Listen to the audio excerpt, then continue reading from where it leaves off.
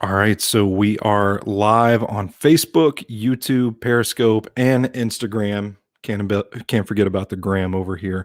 This was kind of a spur of the moment, last minute thing. So I don't know who's going to show up with us tonight, but your boys just got to blow off some steam, okay? Because this has been a long, long week. Spent a lot of time in press conferences this week. Spent a lot of time writing this week. Spent a lot of time working and not sleeping a whole hell of a lot. So we're just going to blow off some steam, pour you a beverage of choice. I swear, every time I try to convince you guys that I'm not just some dumb bro or something, I go and do something like drink Bud Heavy out of a red Solo cup. So I can't help being me. That's my curse and my burden. So if you guys want to chime in with your Super Bowl predictions, if you've got a prop bet that you're just hammering home this weekend, let us know.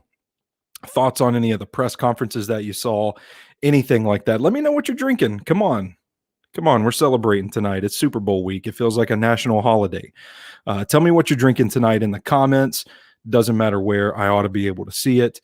We're going to let a couple people, give it a few minutes to let people kind of settle in. I want to make sure that the stream is up and running where it should be before we really dive into this. YouTube, I don't really care because, okay, we're up on Twitter. Nobody likes us on YouTube. Nobody follows us on YouTube. So who cares? And there we're up on Facebook. All right, so I can see your comments from any platform right here on StreamYard. So, like I said, chime in anytime you want to. Let's dive right in. My biggest takeaways from media availability, Super Bowl 55 takes place on Sunday, kickoff at 5:30 p.m. Central Time. I learned that today. All this work I've been doing, I didn't even know what time the damn game started. So let's get at it. The virtual platform this year, let's be real, that's probably the only reason Sobros Network got to the dance. That's probably the only reason they let me in, is because I wasn't physically taking up space. They just let me log into this portal and let me write and do my thing. That's all it was.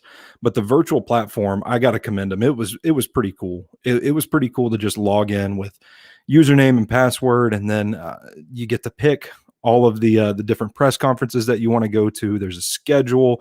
There's a neat function to ask questions. You just press the little button, raise hand. You got something to ask. And your boy was in press conferences every week raising his hand. I wanted so bad to ask Travis Kelsey how he thought he would fare in a wrestling match against Rob Gronkowski, because, Rob Gronkowski had the WWE run. But they didn't pick me. Probably best they didn't, to be honest. I would have asked that, and then immediately they would have shown me the door. They would have been like, this dude needs to go. This dude's talking about wrestling. Gots to go. But the virtual platform was a lot of fun, something really cool. A lot of people were talking about how different it was. You didn't get all the zany antics that happen on Radio Row typically, but it was fine. It was cool to cover the event even from the comfort of my own living room. Like, I'm in my pajamas now. I've been in my pajamas all week, just covering the Super Bowl, going to press conferences. Brady versus Mahomes was a huge topic of discussion. And obviously, I mean, you get to the Super Bowl, you got a guy that's going for his 7th Super Bowl championship. He's in his 10th Super Bowl. I think he's the greatest quarterback of all time.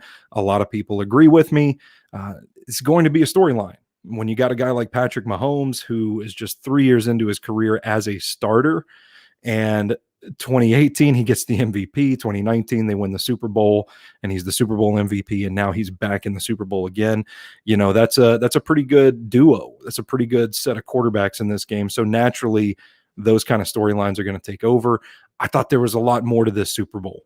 I mean, you look across the board at both of these rosters, both of these coaching staffs, and there's just greatness across the board. I mean, if Green Bay had ended up in this game, yes, you could have the Rodgers and the Mahomes talk, and you have the two best offenses in the league or what have you. But when you just look at the totality of each of these rosters, there's some good players. I mean, you're talking like 8 to 9 deep on each side of the ball that they've just got studs. So I think there's a lot to chew on. There's a lot of meat on the bone in this Super Bowl this weekend. So a lot of people were talking Brady and Mahomes, but I kind of stayed away from it. I tried to stay away from it a little bit. Of course, you can't resist. Like, you get the opportunity to go to a Tom Brady press conference, you're going to take that opportunity. So I mean, I had to do that. Nobody going to blame me for that. That was the only time this week that it kind of hit me. I'm like, oh shit, I'm face to face through a computer screen with Tom Brady. That was the only time this week that I really kind of froze. Like, oh shit, this is the big time. Big time. Big natural. That's right, Owen. Hey, the comment function works. I'm learning that. That's pretty cool. The comment function works. Eric Bieniemy, the Kansas City Chiefs offensive coordinator, another hot topic this week. The media availability, for whatever reason, and I know a lot of people are going to say, the reason, Stoney. Eric Bieniemy is not a head coach in the NFL. I still don't get it. Andy Reid just heaped praise upon this man. And you look at these offenses with Bieniemy at the helm, calling the plays, and Andy Reid admitted that, it's Bieniemy. Bieniemy does a lot more than he's given credit for, and he's great understanding of the game, great coach. Everybody that mentioned him said he's going to be a great head coach one day. Just hasn't happened. And it's been really been hammered home this week. People are starting to ask questions like, what's really going on here? And I think it's fair to do that because this man absolutely should be a head coach.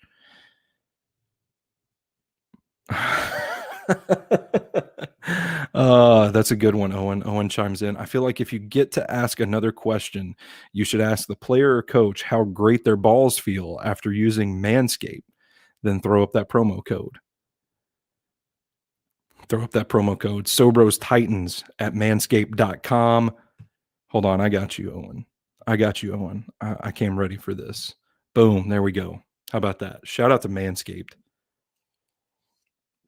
I got the promo code going at the bottom of the screen here. COVID also,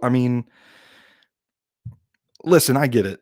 Okay. And if you follow me on Twitter, you saw that I did kind of rant about things that reporters and journalists were doing over and over again, asking, how you doing? And congratulations on getting to the Super Bowl. And talking about the Bucks playing a home game. They're playing in their own backyard. They get to sleep in their own beds this weekend. COVID was another one of those things. Like, I get it, guys. It's a big story. It affected the NFL in 2020. But come on. We know these things. Can we not ask different questions? I don't know. Maybe that's me. This was my first Super Bowl covering the event as a credentialed member of the media. Maybe I need to like cool my britches a little bit. Who am I to judge? Who am I to judge what other people are doing? I mentioned playing in their own backyard. Mike Evans, I want to lead off with him talking about the players because I came away from the Mike Evans press conferences just completely blown away at what a true professional he is, what a class act he is. Everything was, yes, sir. No, sir. Please repeat the question. I couldn't hear you. And even like some of the stuff that he got was just, somebody pitched their YouTube channel to him, legit said, you should check us out sometime, which, shoot your shot, I guess. But even something like that, I wouldn't have blamed him if he just told the guy to fuck off. But he asked if it was good and said he would check it out. So Mike Evans, class act. He did say that he would get a tattoo, not sure where, but he was going to get that Lombardi on him somewhere. Mike Evans is a guy that commemorates a lot of big moments in his life with tattoos. So that's the reason for that. I got a full piece of that. I got a full, Jesus, come on. I'm tired, y'all. I'm tired. Got a full piece on that on SoBrosNetwork.com. Someone also asked him if he would consider himself a top 5 wide receiver in the NFL. Gave a very diplomatic answer. Obviously, the man's confident. Obviously, the man's believing in himself as he should. If you make it to that level of football, I would expect everybody on the field to think they're among the best at their positions. But Mike Evans, genuinely, I don't know. I don't know too many guys that you take over him. I like DeAndre Hopkins a lot as far as complete wide receivers that can do it all. It may be DeAndre Hopkins and then Mike Evans. Mike Evans is the only guy in NFL history to have 7 consecutive 1,000-yard seasons to start his career. Big record. Obviously, the players, Tom Brady, the head coach, Bruce Arians, they care about this guy because he's just such a good dude. They cared about him getting that record. They made an effort to make sure that Mike Evans got 1,000 yards or more in 2020. And I think that speaks volumes about the character of that man, that these people want to play so hard for him. No issue at all with calling Mike Evans a top 5 wide receiver in the NFL. You could call him the greatest wide receiver in the NFL, and I'm not really going to push you on it, to be quite frank. Kelsey versus Gronk. We talked about Brady versus Mahomes being the headline going into the week, something that everybody's talking about. I don't think enough people are talking about this matchup, because I think when it's all said and done, these two could very well be the 2 greatest tight ends to play the position. All due respect to Tony Gonzalez, Jason Witten, Antonio Gates, that era of tight ends in the NFL was unprecedented, and those dudes still sit atop the NFL record book for a reason. But the way that Gronk played this game in his prime, and you think, like, you factor in the longevity, and Gronk only played 3 full seasons. 3 full seasons. His rookie year, which they didn't even use him all that much. His breakout 2011 when he had like 17 touchdowns. And then 2020. Those are the only 3 years of Gronk's career that he's played full seasons. So if you project his numbers, the way he plays the game over a full season for all the years that he's been in the NFL, you've got a monstrous stat line for a career. And Kelsey's not so different, especially the way that the Chiefs use him as a weapon. And he's such a mismatch for people. They're going to pile up stats. And I think by the time it's all said and done, and both of these guys are retired, and like retired, not retired and going to the WWE and then coming back for another run at a Super Bowl, but retired. I think these guys are going to be among the best at their position in the history of the NFL. I don't think that's unreasonable. Thought it was interesting. Travis Kelsey talked about it this week, how he kind of models his game a little bit after Gronk. You see the way he uses his size, the way he runs routes and with tempo, and the way he creates mismatches for the defense. That's something that Kelsey has kind of been able to pick and choose from and add to his own game. So it's really cool to see that influence. And when you watch Kelsey play, you see it on the field. He's the same type of tight end as Gronkowski. So I think it's going to be interesting to see what these 2 guys can do in the matchup on Sunday. A lot of people were very happy that Ronald Jones made it to the Super Bowl. I felt like everybody in Rojo's press conference this week was asking him or congratulating him on getting to the Super Bowl. So, I mean, for the record, I would also like to congratulate Ronald Jones for making it to a Super Bowl.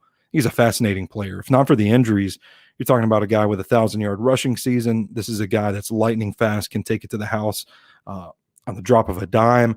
Perfect complement to playoff Lenny and the way Leonard Fournette is running that ball right now. The Bucs have a balanced rushing attack. Steve Spagnuolo, Chiefs defensive coordinator, opened up about making another run as a head coach. Talked about gaining experience as a head coach before, and talked about being open to the challenge again. It's interesting. You look at the jobs that he's done in these big playoff games, and it's really phenomenal. I mean, I don't think it's a stretch to call Spags one of the greatest defensive coordinators in NFL history. I don't remember off the top of my head, but I don't think he was that bad as a head coach. I'm kind of surprised that his name doesn't come up, because you got a guy that's pretty seasoned in the NFL at this point, and you got a guy that clearly knows how to draw up defensive game plans. It's just the state of the league right now, I guess, where everything's trending offense, everything favors quarterbacks, the passing game, and man, Sean McVay just like ruined the next 5 coaching cycles, because anybody that's like coached in that offense, or anybody that's had a cup of coffee with Sean McVay, or anybody that's been in the room and breathed the same air as Kyle Shanahan, they're getting jobs now. Doesn't seem to be, except for like Brandon Staley getting the job with the Chargers, being an exception. But everybody's leaning offense these days, and I can't help but wonder if that paired with Spags being labeled as a retread is what's keeping him from getting opportunities. He also mentioned this week that he does have notebooks for players, offenses, offensive coordinators, that whole thing that he keeps, even saying that he's got some info from 1999 on Tom Brady, which he admits is probably pretty useless at this point. And I don't disagree with him at that point, but you don't get to the level of Steve Spagnuolo without being that studious. Let's see. Scotty Miller is fast. Yeah, a lot of people were asking a lot of Buccaneers about Scotty Miller. And I thought Bruce Arians had a pretty good take on it, saying that he doesn't know why there's still not a lot of respect for Scotty Miller's speed, but he anticipates that there will be on Sunday. Well, you better, because you saw what happened against the Packers. They didn't respect that speed, and it burned him. Scotty Miller also talking about racing Tyreek Hill and said he didn't mean any disrespect by his comments this week and considers Tyreek a guy he, quote, aspires to be like. Bruh, I get what he's trying to say. You want to be like that guy on the field. But maybe, and yes, I will be petty enough to bring up Tyreek Hill's domestic assault charges, child abuse charges, any chance that I get. I don't think that shit's cool. And I definitely don't think that's something we should aspire to be like. Scotty Miller, you got to think about the optics, bro. Optics. Tom Brady opened up a little bit about his relationship with Antonio Brown. Obviously, the embattled wide receivers had quite the path to get to where he's at with the Tampa Bay Buccaneers. Brady says that we need to care for people more, talking about being more supportive of people in their time of need. It was kind of a weird press conference with Antonio Brown. It was like the PR people kind of got to him. He didn't say a whole lot. And then you had people asking Brady about him. And it's almost like there's been a concerted effort to keep Antonio Brown kind of quiet, kind of out of the headlines this week. Frank Clark is a fucking superstar. I don't know if you guys saw the Frank Clark press conference, but it was easily the press conference of the week. He talks about having a few rap albums in the chamber. He's not a rapper, but he's got a few albums in the chamber. That's good to know. He talked about being a fashionable dude. And when asked if he or Travis Kelsey was the most fashionable man on the team, he stopped short of answering. But the way he responded to that question led me to believe that he definitely believes he is the most fashionable man on that team. He played his own exit music. He did. When they said the press conference was done, he said, "Hold on, I got to play my exit music." And then he played something. He danced out. I heard some mumbling up in this motherfucker. And then that PR, whoever the media, the moderator is for that press conference, shut that shit down in a hurry. It's like, Frank Clark's going off. We got to get the hell out of here. Go home. I did we got some insight. Someone asked a great question to Frank Clark, asked him what it is about Brady that makes him so elusive in evading sacks. Because Brady's not a scrambler.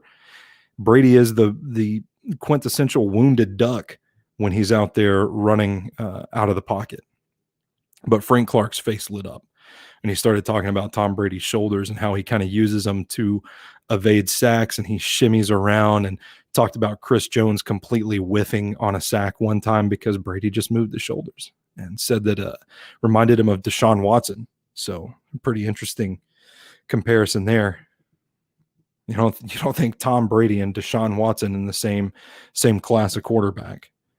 Also wanted to give a shout out to Trajan Watkins at Trey Watkins 099 on Twitter, writer for Black Sports Online and Broadway Sports, BroadwaySports.com.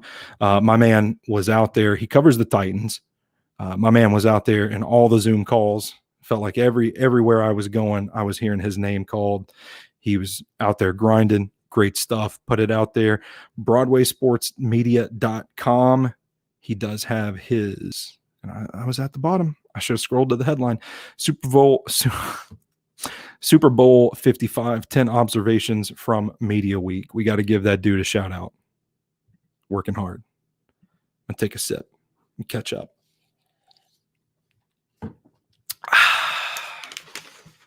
Bud heavy out of a solo cup. That's how we living. All right, let's talk about the Super Bowl from a betting perspective. I just recorded an episode of the Unofficial Titans podcast with Alan Bell of CBS Sportsline. That's sportsline.com. Dude knows his stuff. Dude is a positive force on gambling Twitter. And I talked to him about some of his favorite prop bets and what he makes of this line. Currently, Chiefs are sitting at 3-point favorites. I hate the line. I'm terrified of that line. I don't know what to do with that line because you look at it and it looks like, with all the greatness that I've talked about in this video, with all the greatness that I've talked about, it looks like this is going to be a close game, right? When you start breaking down the matchups, if one or two things tips a certain way, either team could run away with this game. Like, we shouldn't be just completely dismissing the possibility that this turns into just what's the word I'm looking for? A squash, a one-sided, a lopsided victory. And that's what terrifies me about this. And I don't know what I want to do with my money. Of course, I'm going to throw money away. Of course, I'm going to bet on this game. I mean, do you not believe me when I say that I'm a degenerate gambler when it comes to this shit? No. Of course, I'm going to throw away money on this game. I just don't quite know what I'm going to do yet. I will say this, Alan's advice, and this is again on the Unofficial Titans podcast.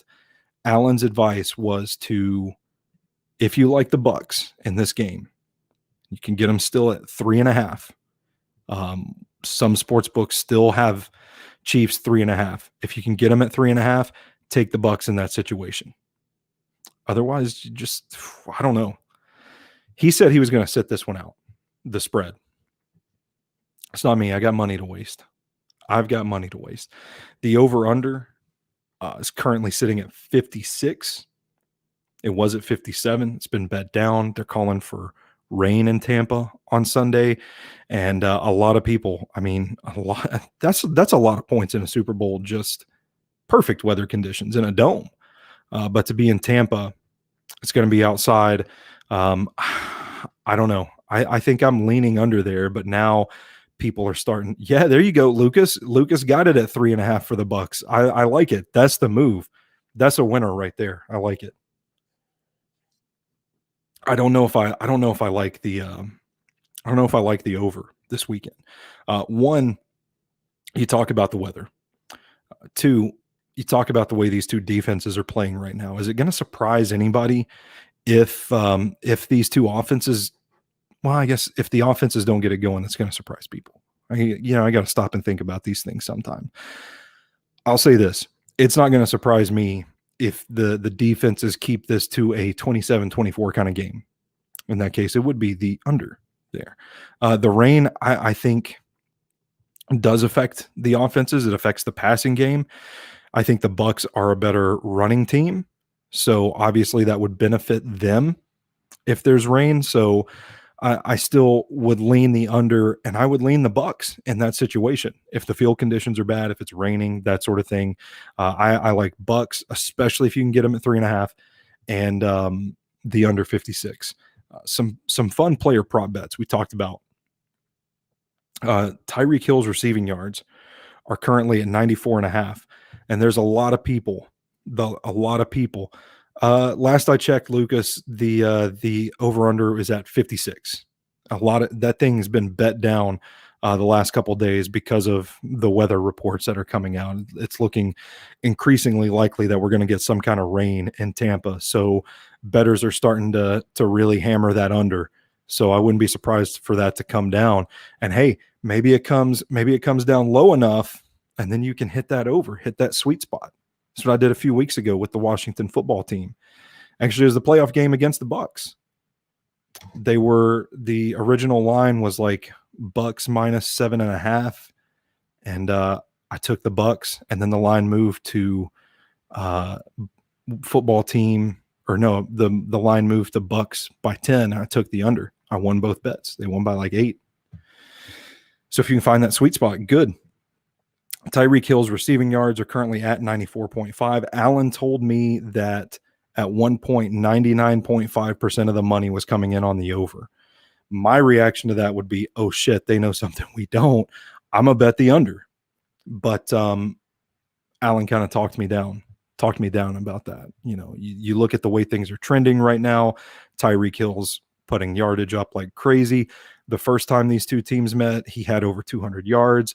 And then, a point that I made was like, yeah, you look at Tyreek Hill, and from a yardage standpoint, Tyreek Hill doesn't need a whole lot of opportunities to get 100 yards. Tyreek Hill can get 100 yards on 3 catches. Whereas a guy like Travis Kelsey, it's probably going to take him 8 or 9 catches, and that's opportunities during the game. So the less opportunity, the more you can make with less opportunity, the more likely you are to hit that over. So Alan said that was a good bet. Alan said he was going over for Tyreek Hill. I'm a big time fan of the anytime touchdown scorer bets. I throw so much money at that stuff. And again, like, you look at the trends, look at the way things are going. I don't know I guess we could call it a lock. My lock of the week is going playoff Lenny to score a touchdown at any point in this game, because of the way that they use him, the way that he's been scoring. Playoff Lenny has won me some big time money this postseason, and I ain't going to mess with a good thing. If it ain't broke, don't fix it, baby. That's what I'm living by. Playoff Lenny to score a touchdown at any point in this game. That is my lock of the week. Don't sue me if you lose money. I'm not an expert. Do not listen to anything I said. I forgot what my lawyer wanted me to say about stuff like that. I also like Mike Evans. Mike Evans has been a focal point of this offense early. I think they'll look to him early and often to kind of help set the tone. He's a good matchup guy. I know there's been a lot of praise heaped upon the Chiefs secondary this week, from myself included. And the playoff Lenny prop, I'll have to get that to you because I can't remember. The last time we talked, I want to say it was plus 750, but I can't remember. Where was I? Oh yeah, Mike Evans. I think he's a safe lock for a touchdown. Travis Kelsey, the same thing. And then Patrick Mahomes, like the way he's been running the ball lately, he's had a few rushing touchdowns. So if you're feeling crazy, you don't just want to put a couple bucks down on each one. Do a crazy parlay if they'll let you do it. They're doing same game parlays for the Super Bowl, I think. Here's one that I don't really know what to do with. Tom Brady's rushing yards, 0.5. 0.5. What do you do with that? That's just, to me, to my brain right now, that's just information that's out there. I have no idea what to do with it. It's just there. I can see it. I acknowledge it, but I don't know what to do with it. Because your gut says he's got to get 1 rushing yard. Tom Brady's going to have some sort of quarterback sneak at some point in this game, right? He's going to try and drive it in himself. But what about the sacks? What if he gets outside of the pocket, starts running, they drive him back? It'd be real easy for him to get negative yardage. I tend to lean, it's more probable than not, which didn't mean to take that little stab at Bill Belichick. But I think it's more probable than not that he does get at least 1 rushing yard on Sunday. The only way he doesn't get it, I think, is if he doesn't attempt to run. Okay, my fuck it bet. My fuck it bet for the week is a defensive special teams touchdown on either side. And the reason I say that is because you look at the way both of these defenses are playing right now. Specifically the Bucs. I wrote this week, it's on SoBrosNetwork.com. This Bucs defense looks a lot like some of those Steelers defenses from the mid 2000s that were super aggressive, were hitting quarterbacks. They had elite linebacking core. And then they had a secondary that was opportunistic, that could take advantage of a ball when it was batted in the air. They were always flying around the ball, making plays. Troy Polamalu, Joey Porter, James Harrison. And then you think about Larry Foote coaching the linebackers, and it kind of makes sense why they are this way. But there's a guy, Sean Murphy-Bunting, Bucs cornerback, that has registered at least 1 interception every game this postseason.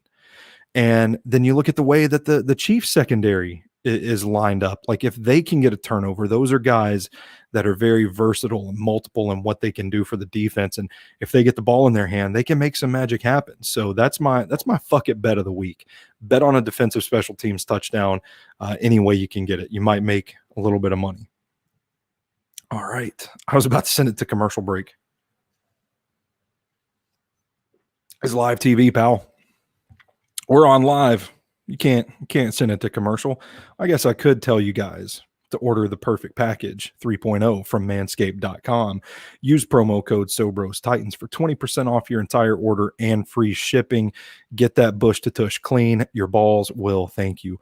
Real talk. I got some of that refined cologne they sent me, and the best advertising I can do for it is to say that 20% off and the free shipping puts the price point around $40. I would absolutely pay that for this cologne. It's very different. Even our resident film critic, Brandon Vick, took a whiff of it. He was over at the house on Saturday. He said the same thing. It's very different. It's very good. It's worth it. Go check it out, manscaped.com. We are a Titans. Oh, one last note on the betting.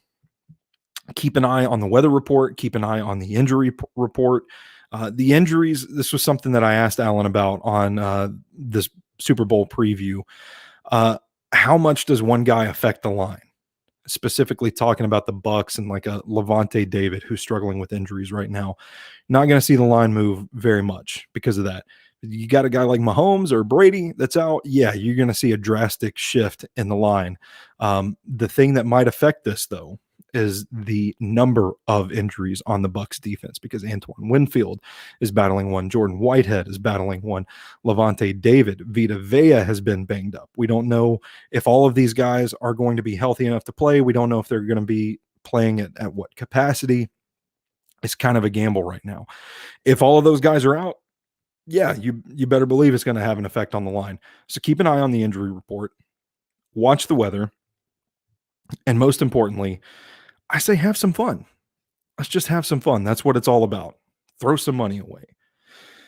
Former Titans. We are still a Titans brand. I cover the Tennessee Titans on SoBrosNetwork.com. I want to highlight some of the former Titans that will be in the Super Bowl on Sunday. Tajay Sharp on the Kansas City Chiefs practice squad.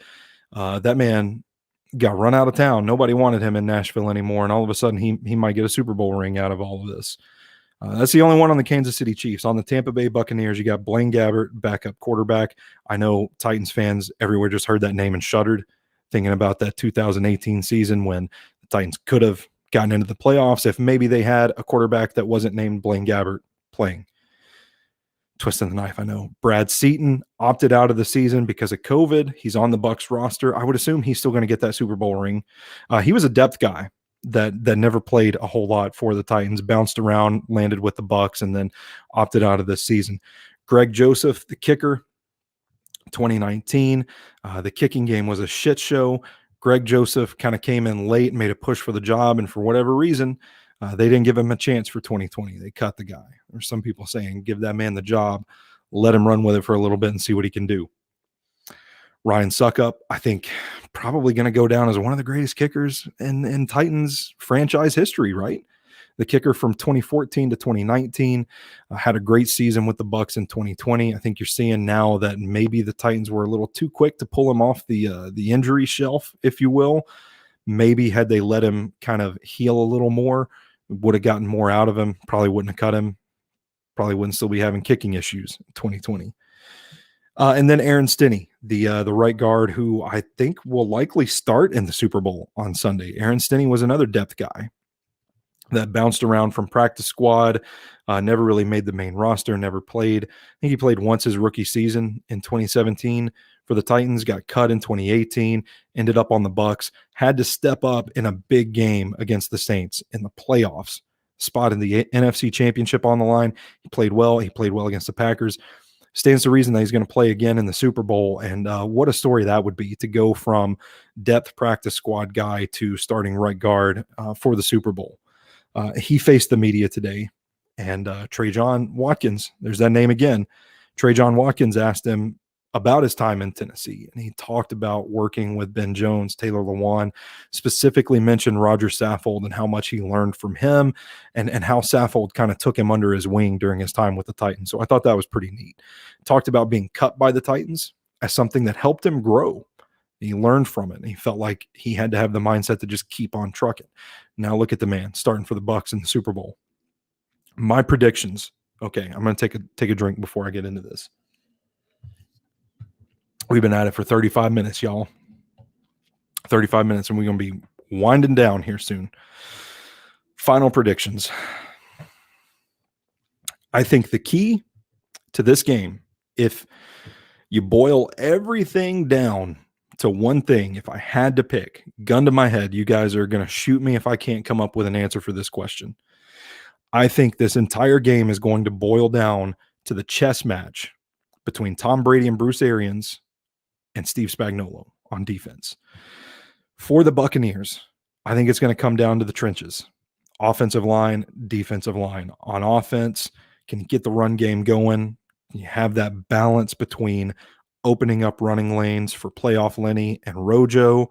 As if you get those guys going, that's a good way to keep that potent Chiefs offense off the field. So if you can control the tempo there, but also can you protect Brady? Because the book is out. If you can pressure Tom Brady, you got a good chance of beating the guy. That's the game plan that Steve Spagnuolo is gonna follow. That's the game plan that has been successful against this guy in the past. Now, Steve Spagnuolo mentioned he's going to try and get a pass rush with 4 men. Not going to send any extra guys. He's going to see what he can get out of that. And a secondary I'll talk about here in a minute. On the defensive line, there's some injuries for the Chiefs. There's some injuries for the Chiefs offensive line, excuse me. So the Bucs defensive line has to take advantage of that shuffling. They have to take advantage. I don't know if you could just hear my stomach gurgle. I'm fighting a burp because I've been drinking fucking Bud Heavy on a video. Can the Bucs defensive line take advantage of the shuffling, the injuries along the Chiefs offensive line? I think that's going to be important for the offense. Can they change formations? Can they push tempo?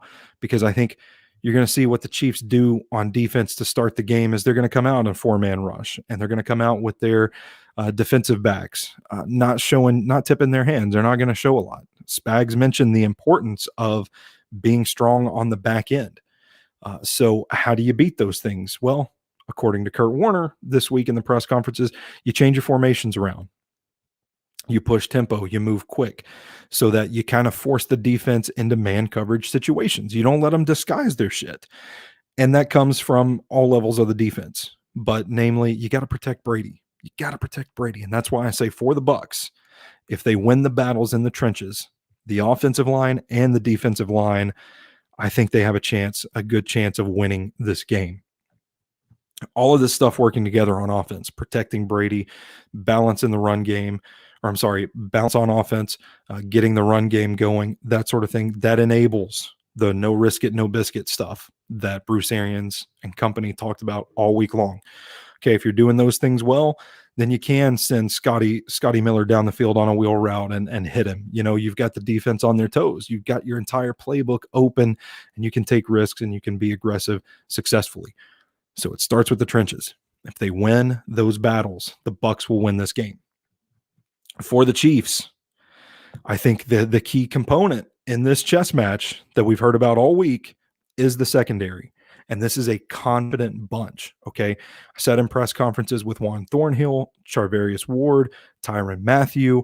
All these guys are just smiling about this game. They feel good.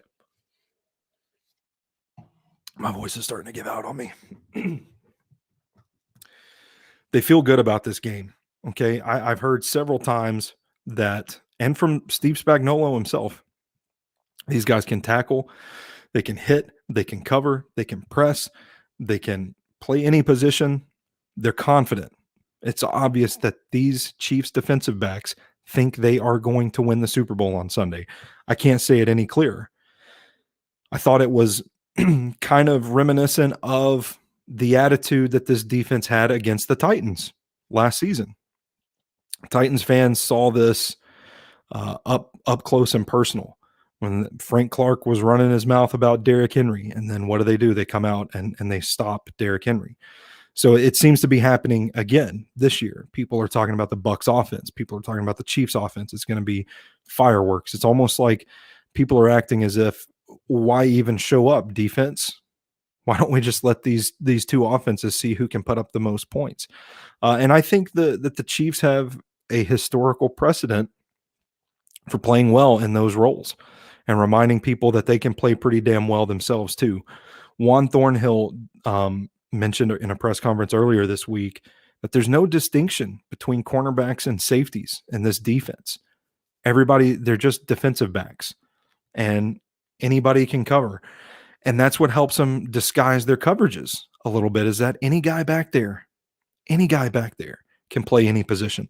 I mentioned Spags said that we have to be good on the back end. It's a recurring theme among defensive players. Good on the back end. Good on the back end. Rattle Tom Brady. That's the key on defense. If you can pressure Tom Brady, you can fool him, you can trick him, you can take the ball away from him, you can sack him, you can hit him, put him on his ass, that sort of thing.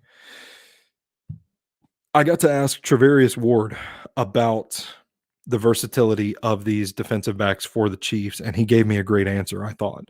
I mentioned that it was a chess match, but having guys that can do so many things in the secondary, what that allows them to do in order to disguise their coverages is that they can put a safety on a wide receiver. They can put a cornerback on a tight end, and they don't have to worry about a mismatch because their guys can hang with anybody. So that means they can move things around. It may look like they're sending somebody and they're sending somebody else. And I think if that works for Spagnuolo, that's going to be the game plan. Obviously, the Bucks can do some things to negate that.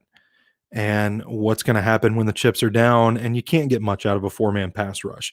You have to send somebody else. Can the Chiefs play man coverage in those situations? If you ask them, they say, yeah. I just told you how confident they were.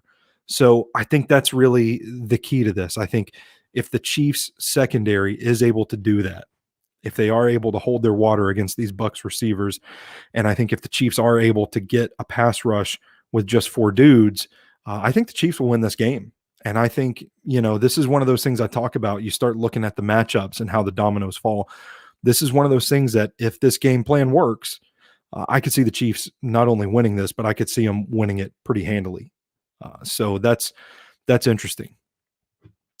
And for the Bucks, that matchup would be the run game. If they get that run game going, and maybe they don't even have to no risk it, no biscuit. Like they can just pound playoff Lenny, keep the Chiefs on the sideline. I could see them, winning this like 20-0 kind of deal. Well, not 20-0. The Chiefs are going to score points, but you know what I'm saying? Like 40-20, whatever. Fucking tired, guys. I'm tired. Andy Reid mentioned that this one figures to be a pretty close game and thinks that it's probably going to come down to turnovers, special teams. Turnovers, I think, will obviously play a huge factor, as they often do. But specifically, the way that these two defenses are playing right now, I think we're going to see it. I think we're going to see takeaways in this game. And like I told you earlier, I think it's likely that when these guys get the ball, they could score. So yeah, I think the turnovers are going to be imperative in this game. Ultimately, it's about who you trust. I mean, neither of these quarterbacks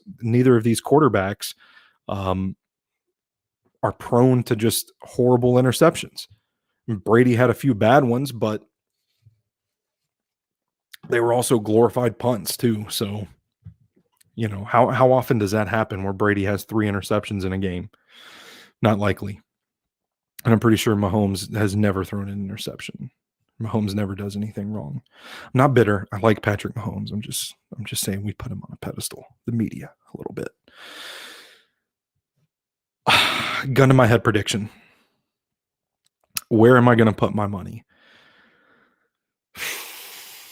I want to say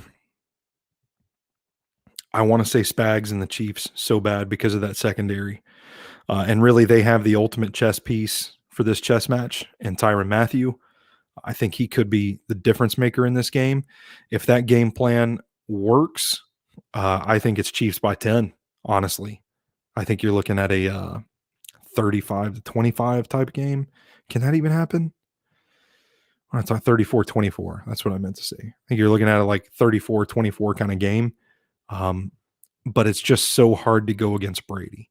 And the obvious correction there is, well, Spags has his number in the Super Bowl. Well, that happened once, and it happened in 2007. You don't think Brady's learned anything about Spags' defense since then? And that was something that Travarius Ward mentioned in the answer to the question that I asked him, was that he's seen so many defenses that a lot of times he knows what you're going to do, and he knows what you're going to try to do to him. So I think that's a challenge. That's a big challenge for this Chiefs secondary, and you just trust Tom Brady more with it. So I think at this point, I'm leaning Bucks, but don't be surprised if that changes. Personal experience, listen, it feels incredible to go from blogging for 12 people in 2013 to asking questions at press conferences in the Super Bowl. And it's been something that's been a real highlight of my career. No matter what happens, no matter who tries to say negative things about Sobros Network and me and what we do and the way we do it, they can't take this away from me. And I'm very proud of this. I'm very happy to have been a part of it, to share rooms with some of the best in the world at what they do. And it's been crazy. There's been a couple of times that I started to slow down and kind of think about the magnitude of it and think about what it means to me on a personal level. I can't do it because then I won't get any shit done. I start getting a little choked up about it. I'm very proud of it. I'm very thankful for the people that have supported me through it. I feel like my fiance Aura is my biggest fan. She was with me when I got the email from the NFL saying that I got in, and it was just a celebration at that point. And I'm lucky to have her in my life. I'm lucky to have the Sobros team that have all reached out and congratulated me, that have been there with me through all this. It's been a highlight, and something I'll never forget. So it's been a lot of fun, guys. I've enjoyed hanging out with you tonight. Again, keep those Super Bowl predictions coming. Let me know what you're drinking this weekend. Let me know what you're eating. I got to have Super Bowl buffet picks. We got to get that going on Twitter. I've got a few more pieces coming out. I'm writing about this Chiefs secondary. I'm writing about how I think they're the key for the Chiefs beating the Bucks. I've got my Super Bowl drinking game coming out. I got a betting guide coming out with all my favorite props and everything listed out. And then I think that's going to wrap it up for me. I have written 12 or 13 pieces by the end of the week. So it's been busy. Thank you guys for joining me. I'm going to go rest a little bit. Have a good night.